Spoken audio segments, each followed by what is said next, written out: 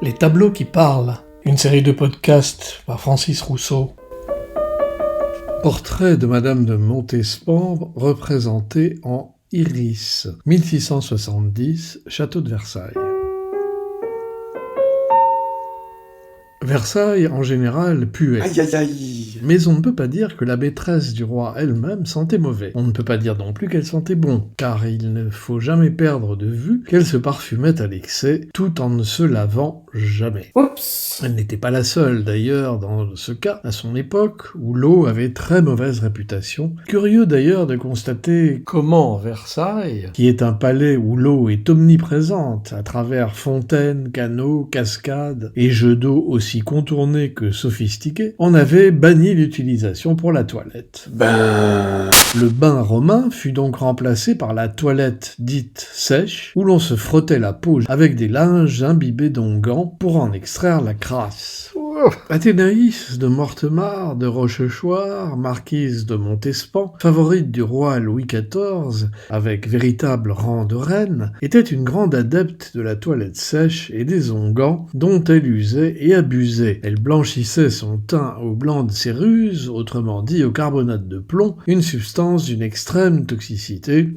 Adepte aussi des verres de vinaigre avalés au débeauté pour conserver sa silhouette, on peut dire qu'elle eut une santé de fer pour ne pas être emportée par de tels régimes. Étincelante d'esprit, la Montespan fut la véritable reine de Versailles et de ses fêtes, la royale déesse à qui l'on doit d'avoir découvert Molière, Racine, Boileau, La Fontaine, Mansart, Lully, Lambert, bref, tout ce par quoi le grand siècle brilla.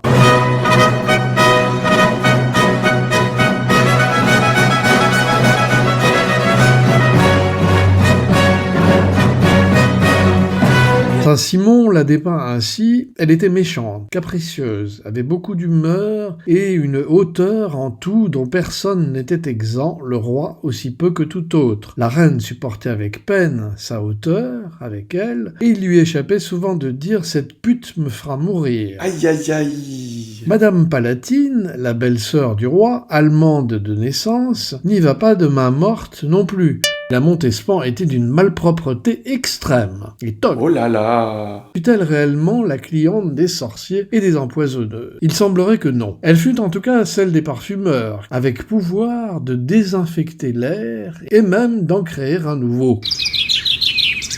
Plus ou moins chargé de la bonne odeur des fleurs, cet air nouveau qu'était le parfum avait la réputation de pénétrer l'organisme humain et de lui permettre de soigner naturellement les maux associés à la puanteur. L'ancêtre, en somme, de l'aromathérapie moderne. Madame de Montespan usa beaucoup de cette médecine des arômes, tant l'air de Versailles était corrompu par toutes sortes d'humeurs fétides et sans aucun répit, de la grande galerie des glaces au moindre recoin ou antichambre. Ainsi, il n'était pas rare de croiser des chats morts dans un tambour de porte. Contre toute cette immense puanteur ambiante, il fallait se défendre avec beaucoup de force. Les alchimistes parfumeurs de Paris étaient la plupart italiens. Ils descendaient de Renato Bianco ou René le Florentin, arrivés dans les bagages de Catherine de Médicis en 1533. Le parfumeur attitré de la reine de France importa alors dans le royaume l'eau de rose, favorite de Catherine de Médicis. Madame de Montespan continua cette tradition, mais en voulant lui apporter cette touche personnelle. Ainsi commandait-elle à son parfumeur italien des composés de rose et lavande pour le matin, et de capiteux mélanges de jasmin, musc et cassis pour le soir, souvent enrichis d'huiles essentielles et d'autres ingrédients coûteux, tels que l'ambre gris, associés à des propriétés médicinales. Les préparations de ces plantes aromatiques étaient souvent rehaussées d'exhausteurs d'arômes. Dans la liste de ces exhausteurs de parfum, on trouve du poumon de renard, du foie de loup, de la graisse d'ours, du scorpion, de la poudre de cloporte, du blanc de baleine, des cendres de salamandre, de l'huile de ver de terre, de la corne de cerf, de l'or, de l'argent, des perles en poudre ou du miel de momie égyptienne, le plus cher des ingrédients de l'époque. Car non contente d'utiliser des parfums forts, Madame de Montespan les juxtaposait, ce qui devait être pire pire que tout, et peut-être même pire qu'un chat mort au détour d'une porte. Piou! Dans les années 1680-1690, à la fin de son règne versaillais, alors qu'elle glissa sensiblement vers l'embonpoint et l'abus de tubéreuses, d'ambre et de jasmin, censé lui ramener l'affection du roi, elle confia son univers olfactif à Catherine Desaix, dite la voisin, avorteuse de son état, et accessoirement parfumeuse à la main lourde à ses heures perdues. Un jour où la maîtresse royale avait un peu abusé de miel de momie, mélangé à de la tubéreuse et à du poireau, une idée de la voisin, le roi se plaignit auprès de sa belle. Lors d'un retour à Saint-Germain-en-Laye après avoir passé les Pâques à Versailles, ils montèrent dans le même carrosse comme à l'habitude. Une fois à l'intérieur de l'engin, Madame de Montespan raconte elle-même dans ses mémoires l'épisode comme suit. Le roi m'abreuva de reproches sur les parfums dont j'étais chargé. Et non content des reproches, il ajouta « Ces parfums outrés m'incommodent. Ils me font mal à la tête et me donnent des vapeurs. Je ne peux les souffrir et vous prie de m'en dispenser, madame. » De l'air, de l'air. Elle n'en fit rien, bien entendu, si bien que le surlendemain, à la fin de leur promenade quotidienne en compagnie des courtisans, il ordonna publiquement à sa favorite de ne surtout pas monter dans son carrosse comme elle était habituée à le faire, sonnant ainsi, du même coup, sa disgrâce officielle. Une sorte de casse-toi tu pues façon grand siècle, mais peu élégant tout de même. Dès lors, exilé dans les appartements des Bains, y aurait-il eu un royal message caché dans le nom de ce lieu d'exil ?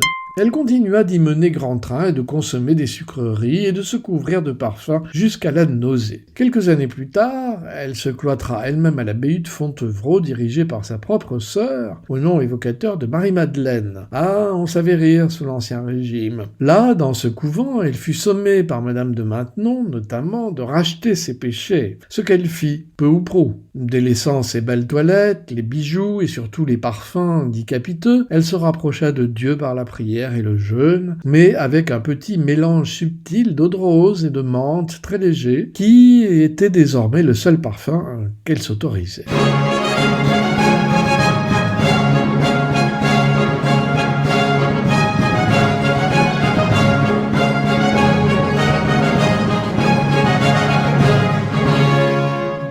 En 1707, à l'âge de 66 ans, Françoise Athénaïs de Rochechouart de Mortemart mourut à Bourbon-l'Archambault. Juste au retour des choses, un parfum assez bon marché à base d'ambre porte aujourd'hui son nom. Un peu fort, mais pas désagréable, surtout qu'aujourd'hui, avant de le porter, on se lave. Avec de l'eau. Ça change tout.